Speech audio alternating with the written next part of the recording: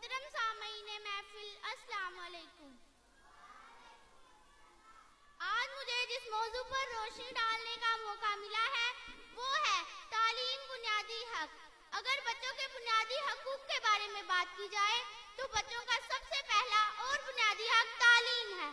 جی ہاں، تعلیم ہی ہے جو انسان کو انسان بناتی ہے، تعلیم ہی ہے جس کی اہمیت سے کون واقف نہیں، اور یہ تعلیم دینی اور دنیاوی دونوں طرح کی تعلیم ہے۔ جناب صدر، تاریخ گواہ ہے کہ آگ کی پرستش کرنے والوں نے آگ کو اپنے قابو میں لے لیا، اور پھر کیا تھا؟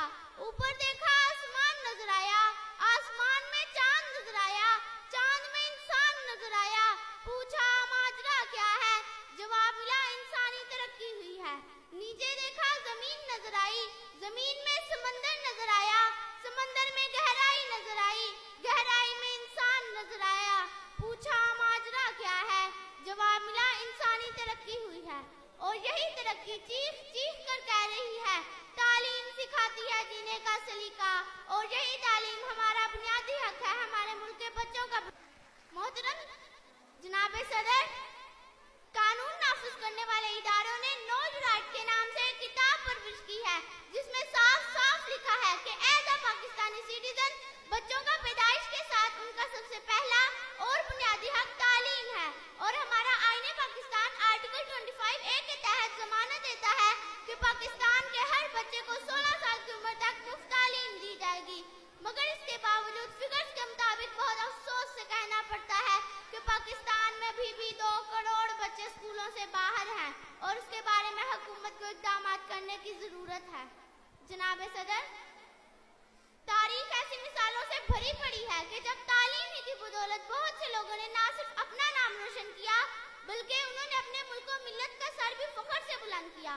جناب صدر، تعلیم کے میدان کے سپاہی جب جابر بن حیان اور غازی علم رومی بنتے ہیں تو پھر اپنی زندگیاں بنا کر جینے کا سلیقہ سکھاتے ہیں۔ تعلیم کے میدان کے سپاہی جب نیوٹن گراہم بیل بنتے ہیں تو دوسروں کے کام آ کر جینے کا سلیقہ سکھاتے ہیں۔ تعلیم کے میدان کے سپاہی جب رہنما بنتے ہیں تو سر سید احمد خان محمد علی جناح بن کر قوم کو جینے کا سلیقہ سکھاتے ہیں۔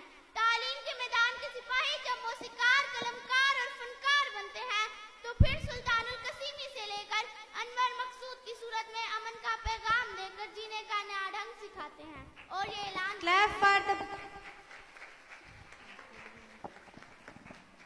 علم نے خونے رگے جان دیا اور نہ مرا، علم نے زہر کا پیمانہ پیا اور نہ مرا، علم سکرات کی آواز ہے عیسیٰ کا لہو، علم سیارہ و گہوارہ و انجام و نمو، علم بیٹے کی نئی قبر پر ماں کے آنسو، علم عباس علمدار کے زخمی بازو، کعباؤں کو حسین کو یہی سر کرتا ہے، ایک لمحے میں صدیوں کا سفر کرتا ہے۔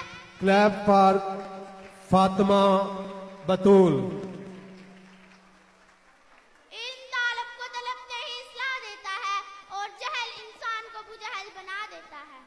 جناب صدر، قائد کے پاکستان کا مقصد صرف خطہ نظر نہیں بلکہ اس خطے میں بسنے والے تمام افراد کے لیے ایک آزاد مملکت کا حصول تھا، چاہے ان کا تعلق کسی بھی صوبے، نسل یا مذہب سے ہو۔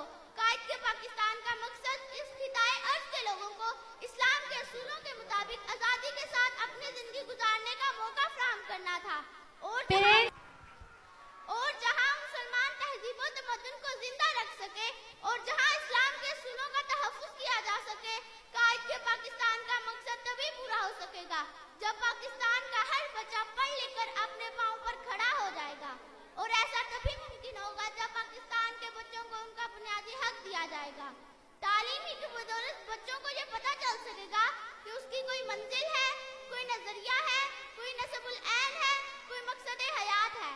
جناب صدر، میں اپنی تقریر کا اختتام اس دعا کے ساتھ کروں گی کہ اے میرے اللہ، ہمارے ملک کے بچوں کے دلوں میں بھی ایسا ہی نصب العین اور ایسا ہی مقصد حیات کا جذبہ ڈال دے تاکہ ہر بچہ ہماری ملت کے مقدر کا ستارہ بن جائے۔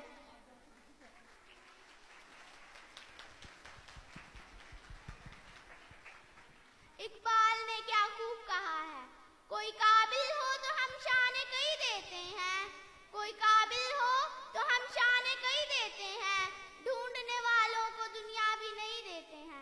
चुप बच्ची ने बहुत